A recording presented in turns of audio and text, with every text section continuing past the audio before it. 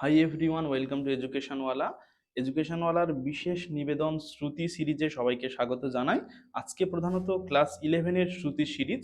এখানে আমরা আলোচনা করব ক্লাস 11-এর এডুকেশনের প্রথম অধ্যায় যেটা রয়েছে স্বাধীন ভারতের শিক্ষা কমিশন। সেই স্বাধীন ভারতের শিক্ষা কমিশন থেকে রাধাকৃষ্ণন কমিশন বা বিশ্ববিদ্যালয় শিক্ষা কমিশন নিয়ে আমরা আলোচনা করব। আজকে তোমাদের সঙ্গে এই বিশেষ আলোচনায় আমি রয়েছি আজহারউদ্দিন হালদার। আমি আছি সুমনা মণ্ডল। আমরা প্রধানত এই বিশ্ববিদ্যালয় শিক্ষা কমিশন থেকে বাছাই করা কতকগুলো প্রশ্ন নিয়ে তোমাদের সামনে তুলে ধরবো, যাতে তোমরা এগুলো শুনে শুনে খুব সুন্দরভাবে মুখস্থ করতে পারো। তার আগে বলবো, আমাদের চ্যানেলে যারা নতুন, চ্যানেলটা চটপট করে সাবস্ক্রাইব করে ফেলো, পাশে থাকা বেল আইকনটা প্রেস করে দাও, যাতে আমাদের সমস্ত ভিডিওর আপডেটস তোমাদের কাছে পৌঁছে যায়। বিশ্ববিদ্যালয় শিক্ষা কমিশন সম্পর্কে আলোচনামূলক কিছু ভিডিও আমাদের চ্যানেলে আপলোড করা আছে, তোমরা গিয়ে দেখে এসো। আর সেই ভিডিওর লিঙ্কটা আমরা ডেসক্রিপশনে দিয়ে দিচ্ছি, তোমরা চাইলে চটপট করে ভিডিওটা দেখে এসে তারপর যদি এই প্রশ্নগুলো শোনো, তাহলে কিন্তু তোমাদের বুঝতে অনেক বেশি সুবিধা হবে। আমাদের এই যে বিশ্ববিদ্যালয় শিক্ষা কমিশন রয়েছে, এই বিশ্ববিদ্যালয় শিক্ষা কমিশন কেন গঠন করা হয়েছিল ও এই সম্পর্কে ছোট্ট একটুখানি কিছু তথ্য আমরা জেনে নিয়ে তারপর আমরা প্রশ্ন উত্তর পর্বের দিকে চলে যাব, ঠিক আছে? তো সেখানে ভারতবর্ষ যখন স্বাধীন হয়েছে 1947 সালের 15ই আগস্ট, তারপর থেকে আমাদের সমস্ত কিছু রিফর্ম করার দরকার হয়েছে। তো সেই একই সঙ্গে শিক্ষা ব্যবস্থাও রিফর্ম করার দরকার হয়েছে। তো সেই শিক্ষা ব্যবস্থা রিফর্ম করার জন্য কিন্তু প্রথম গঠন করা হয়েছে বিশ্ববিদ্যালয় শিক্ষা কমিশন। এই বিশ্ববিদ্যালয় শিক্ষা কমিশনের সভাপতি হিসেবে নিয়োগ করা হলো ডক্টর সর্বপল্লী রাধাকৃষ্ণনকে, যিনি ভারতবর্ষের বিভিন্ন বিশ্ববিদ্যালয়ের আচার্য উপাচার্য হিসেবে কাজ করেছেন। তিনি ছিলেন ভারতবর্ষের প্রথম উপরাষ্ট্রপতি, তিনি পরবর্তীকালে ভারতের রাষ্ট্রপতিও হয়েছিলেন। তিনি এমন একজন শিক্ষাবিদ যাকে বিদেশি বিভিন্ন ইউনিভার্সিটি থেকে বলা হয়েছিল বা অফার করা হয়েছিল যে আপনি এসে আমাদের চ্যান্সেলর পদ গ্রহণ করুন, বা দেশের পক্ষ থেকে তাকে তাদের নাগরিকত্ব গ্রহণ করার জন্য বলা হয়েছিল। সেই ডক্টর সর্বপল্লী রাধাকৃষ্ণনের নেতৃত্বে আমাদের গঠন করা হলো বিশ্ববিদ্যালয় শিক্ষা কমিশন। এই বিশ্ববিদ্যালয় শিক্ষা কমিশনে 10 জন সদস্য ছিল। সেই 10 জন সদস্য কারা কারা? ডক্টর সর্বপল্লী রাধাকৃষ্ণন, তিনি সভাপতি ছিলেন। সম্পাদক ছিলেন ডক্টর নির্মল কুমার সিদ্ধান্ত, আর ছিলেন মেঘনাথ সাহা, ছিলেন ডক্টর লক্ষণ স্বামী মুদলিয়ার, ছিলেন ডক্টর তারাচাঁদ, ছিলেন ডক্টর জাকির হোসেন, ছিলেন ডক্টর কমল নারায়ণ বহল, ছিলেন। আর বিদেশি সদস্যগুলো আমাদের সুমনা একটুখানি তুমি বলে দাও। বিদেশি সদস্যগুলোর মধ্যে ছিলেন doctor James F Duff, doctor Arthur E Morgan, doctor John Tigert. আচ্ছা, ঠিক আছে। তাহলে আমরা জেনে নিলাম বিশ্ববিদ্যালয় শিক্ষা কমিশন সম্পর্কে। এই বিশ্ববিদ্যালয় শিক্ষা কমিশন কিন্তু গঠন করা হয়েছিল 1948 খ্রিস্টাব্দের 5ই নভেম্বর। এবার আমরা চলে যাব সরাসরি আমাদের প্রশ্ন উত্তর পর্বের দিকে। প্রশ্ন উত্তর পর্ব আমরা শুরু করছি। তোমরা কিন্তু ঠিকঠাক একটা জায়গায় বসে হেডফোনটা কানেক্ট করে নাও। আর কি করবে তোমরা, যারা যারা কাজ করছো সেই অবস্থায় থাকলেও কিন্তু এইগুলো ভালোভাবে শুনতে হবে। শুনে শুনে তোমরা মুখস্থ করে নেবেই বলেই কিন্তু এই সিরিজটার আমরা নাম দিয়েছি শ্রুতি। এই সিরিজে যে আমাদের প্রশ্নগুলো আমরা প্রোভাইড করছি, তোমরা একের বেশি বার ভালো করে শুনে নাও, নিয়ে মুখস্থ করার চেষ্টা করো। প্রয়োজন হলে যারা যারা সুযোগ পাচ্ছ তারা খাতাতে ভালোভাবে লিখে নাও, নিয়ে এই প্রশ্নগুলো করলেই এর মধ্যে থেকেই তোমাদের পরীক্ষায় কিন্তু কমন চলে আসবে। প্রথম প্রশ্ন রয়েছে, বিশ্ববিদ্যালয় শিক্ষা কমিশন কবে গঠিত হয়? 1948 খ্রিস্টাব্দের 5ই নভেম্বর। পরবর্তী প্রশ্ন, বিশ্ববিদ্যালয় শিক্ষা কমিশনের সদস্য সংখ্যা কতজন? 10 জন। বিশ্ববিদ্যালয় শিক্ষা কমিশনের সভাপতি কে ছিলেন? ডক্টর সর্বপল্লী রাধাকৃষ্ণন। বিশ্ববিদ্যালয় কমিশনের সুপারিশের সংখ্যা কতটি? 207টি। বিশ্ববিদ্যালয় শিক্ষা কমিশনের অপর নাম কি? রাধাকৃষ্ণন কমিশন। গ্রামীণ শিক্ষার উন্নয়নে গুরুত্বপূর্ণ প্রতিষ্ঠান কি? গ্রামীণ বিশ্ববিদ্যালয়। বুনিয়াদী শিক্ষার সময়কাল কত বছর? 8 বছর। রাধাকৃষ্ণন কমিশনে বিদেশি সদস্য সংখ্যা কতজন? 3 জন। বিশ্ববিদ্যালয় শিক্ষা কমিশনের সম্পাদক কে ছিলেন? ডক্টর নির্মল কুমার সিদ্ধান্ত। আচ্ছা, তারপরের প্রশ্ন, প্রত্যেকটি মাধ্যমিক শিক্ষা প্রতিষ্ঠানের এলাকা হবে কত একর? 30 থেকে 60 একর। মাধ্যমিক বিদ্যালয়ে তাত্ত্বিক ও ব্যবহারিক বিষয় শেখার জন্য সময়ের শতকরা হার কত? 50:50। প্রত্যেকটি গ্রামীণ কলেজে শিক্ষার্থীর সংখ্যা কতজন হবে? 300 জন হবে। প্রত্যেকটি বিশ্ববিদ্যালয়ে শিক্ষার্থীর সংখ্যা কতজন হবে? বলো। 1,500 জন। আচ্ছা, পরবর্তী প্রশ্ন, ভারত সরকার কয়টি গ্রামীণ সংস্থা প্রতিষ্ঠা করেন? 14টি। গ্রামীণ উচ্চশিক্ষা জাতীয় পর্ষদ বা national council for rural higher education কবে গঠিত হয়? 1956 খ্রিস্টাব্দে। প্রত্যেকটি মাধ্যমিক বিদ্যালয়ের অবস্থান হবে কোথায়? গ্রামের কেন্দ্রস্থলে। গ্রামীণ কলেজ ও বিশ্ববিদ্যালয়গুলি পরিচালনার জন্য কি থাকবে? পরিচালন সমিতি। বিশ্ববিদ্যালয় কমিশনের 3 জন বিদেশি সদস্যের নাম বলো তো। Doctor Arthur E Morgan, doctor James F Duff, doctor Tigert. গ্রামীণ বিশ্ববিদ্যালয়ের উদ্দেশ্য কি ছিল? গ্রামীণ কৃষি, শিল্প, পশুপালন ইত্যাদি বিজ্ঞানসম্মত উন্নয়ন। শিক্ষার মাধ্যম সম্পর্কে ত্রিভাষা সূত্রটি কি? আঞ্চলিক ভাষা বা মাতৃভাষা। আচ্ছা, স্নাতক স্তরে কোন ধরনের ধর্মীয় শিক্ষা দেওয়া হয়? মহাপুরুষদের জীবনী পাঠ, ধর্মীয় গ্রন্থের সংকলন পাঠ, ধর্মীয় দর্শনের মূল সমস্যা নিয়ে আলোচনা, সবকটি। আচ্ছা, ইউজিসির সম্পূর্ণ নাম কি? University grant commission. স্বাধীনতা লাভের পর প্রথম শিক্ষা কমিশন কোনটি? রাধাকৃষ্ণন কমিশন। রাধাকৃষ্ণন কমিশনে ভারতীয় সদস্য সংখ্যা কতজন? 7 জন।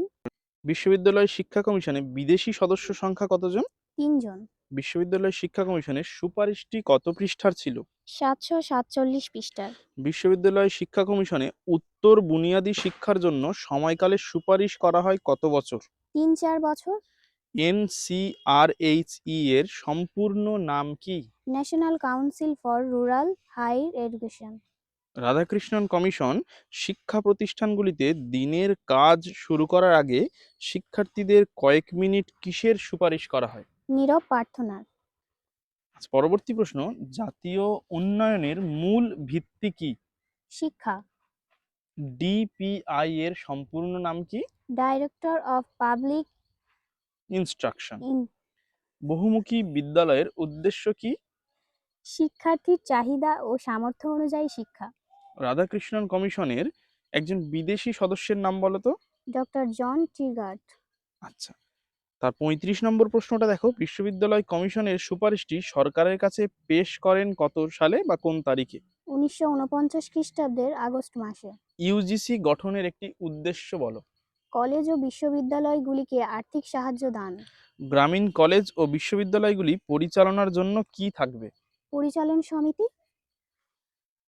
গ্রামীণ বিজ্ঞানের সার্টিফিকেট কোর্সের সময়কাল কত বছর হবে? 2 বছর। এনসিআরএইচই এর সুপারিশ অনুযায়ী গ্রাম সেবা বিজ্ঞানের ডিপ্লোমা কোর্সের সময়কাল কত বছর হবে? 3 বছর। এনসিআরএইচই এর সুপারিশে কৃষি বিজ্ঞানে সার্টিফিকেট কোর্সের সময়কাল কত বছর হবে? 2 বছর। গ্রামীণ বিশ্ববিদ্যালয়ে স্নাতকোত্তর স্তরে শিক্ষার সময়কাল হবে কত বছর? 2 বছর। আচ্ছা, বিশ্ববিদ্যালয় মঞ্জুরি কমিটি প্রতিষ্ঠিত হয় কবে? 1945 খ্রিস্টাব্দে। আমি তাহলে কিছু প্রশ্ন ধরি, আপনি বলুন। আচ্ছা, ঠিক আছে, বলো। বিশ্ববিদ্যালয় মঞ্জুরি কমিশন ইউজিসি প্রতিষ্ঠিত হয় কবে? 1953 সালে।